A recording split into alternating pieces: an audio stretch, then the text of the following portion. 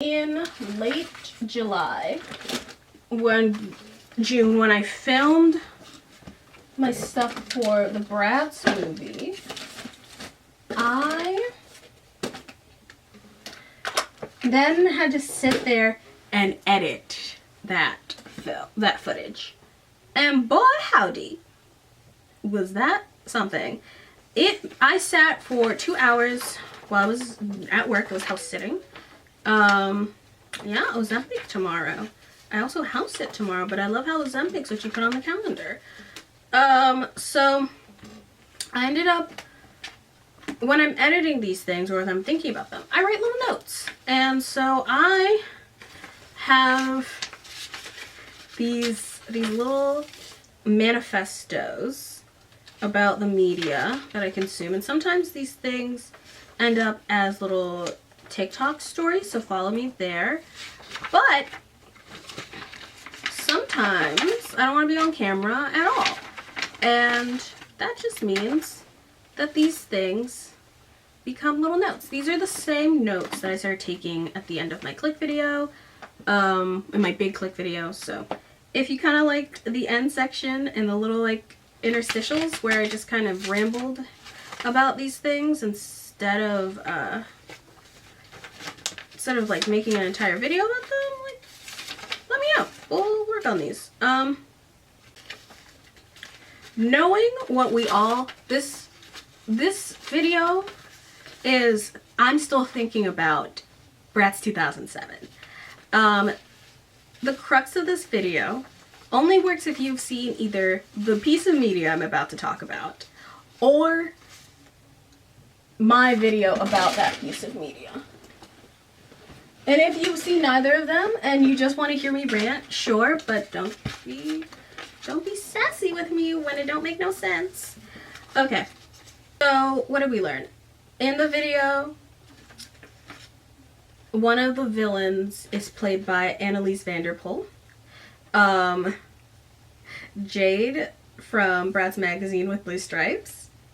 And the girl from Cheetah Girls. I thought the girl who, oh God, I cannot remember her name.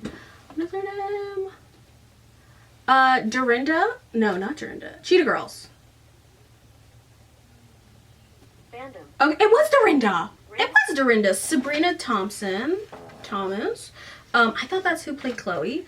But the actress in reality is a Nepo baby. And then this sent me on a list, like going through them of all the different ways. And she's like, I was like, I recognize her. So Chloe's actress is a Nepo baby. She's the niece of the director and the goddaughter of Jon Voight, who plays the principal.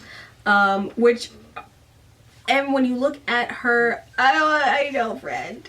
And when you look at her most notable movies, they are all movies with Jon Voight. She is a Hallmarkian. That is what my father calls the various players of Hallmark movies. I realized I recognized her. She's in a lot of Hallmark movies and mystery. She's getting her Hallmark bag. Good for her.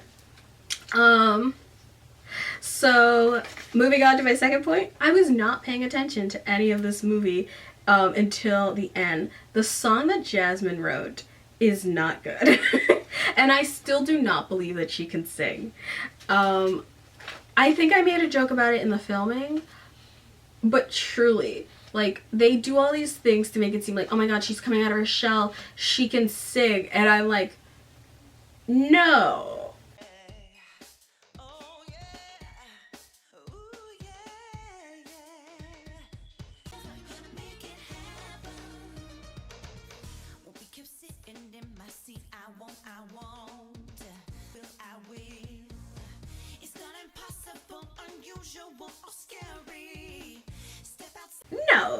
No, I'm hearing open eyes in my head.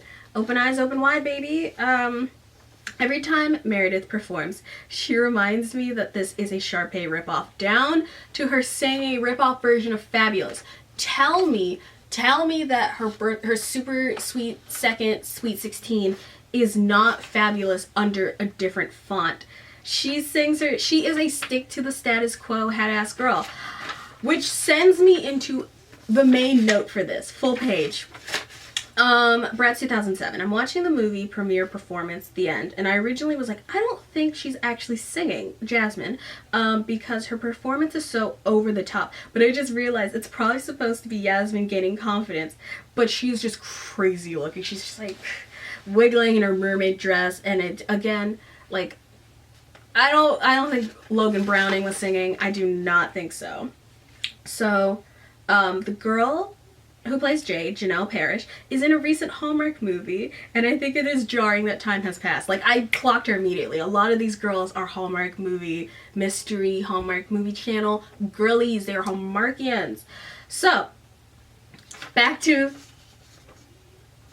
High School Musical ripoff. So I really do feel that this is a comparison between Bratz 2007 and High School Musical.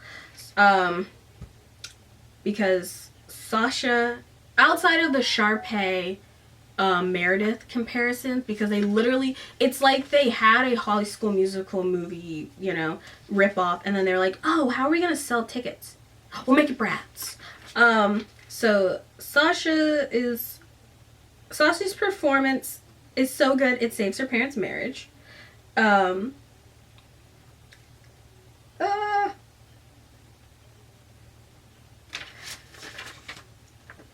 Yasmin's personality is journalism club, being a loner, loving shoes, and being embarrassingly Mexican. And her plot is resolved by stop being embarrassingly Mexican, because in the 4 years she just never made any other friends with anyone else in the journalism club. She just stayed lonely. Rude.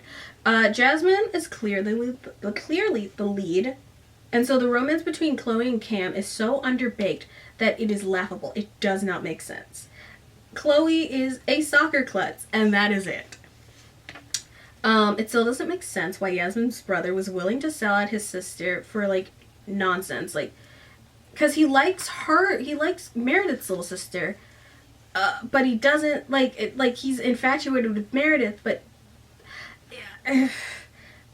Chloe always stay vlogging for some reason, unclear. They're like, she's a filmmaker, which I know makes sense from watching Bratz Media with the Bratz, with, like, the Bratz TV show from the 2000s, and, like, I watched Styra and Styling, so I know she carries a camera around, but everyone else is so underbaked besides Yasmin and Sasha's divorced parents. It just,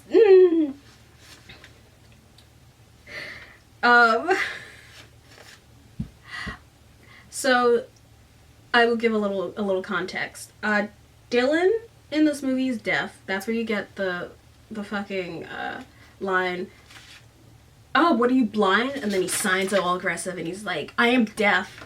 And so Dylan and Yasmin singing to one another. She's like, your singing feels so beautiful, as he puts his hand to the microphone. He puts his hand to the speaker to hear her music, which, interesting.